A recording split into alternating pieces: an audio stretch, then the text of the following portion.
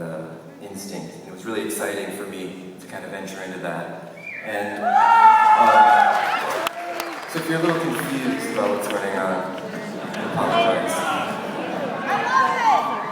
It's coming from the same place, I promise. But a lot of this music has actually been inspired by an outsider artist from Louisiana named Royal Robertson, and you probably have never heard his name before. He's not a Henry Darger or a Ramirez or anyone like that, but he created all this work in a little trailer in Louisiana that was based on astrology and numerology and his obsession with the Bible and with comic books. And he had a huge family, 11 kids, and a beautiful wife, but he also suffered from schizophrenia, and because of his mental illness, kind of pushed him over the edge, and he drove his family away, and eventually he was just left with himself and his magic markers and his glitter paint. And for several decades, he just holed up in his trailer and made all this really crazy, beautiful art. And I studied some of it because a friend of mine did a documentary about him, and a lot of his work became the inspiration for my new record, The Age of Adz.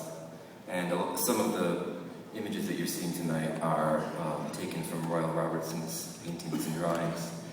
He died in 1997 of a heart attack in the midst of having this sort of prophetic visionary crisis in his yard. He often saw spaceships landing in his yard, and he was abducted by aliens, and he drew all these sort of visionary landscapes of what happened to him and what's going to happen to the world in the end times.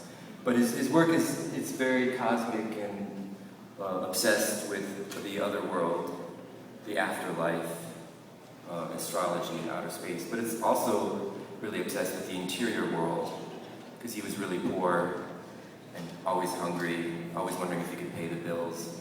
And a lot of his art kind of references that. And there's this really beautiful marriage of the transcendence in his imagination and then the sort of the mundane, ordinary life of basic needs. And I found that really, really sad, but also really inspiring. And I felt an affinity to it as I was working on some of this material.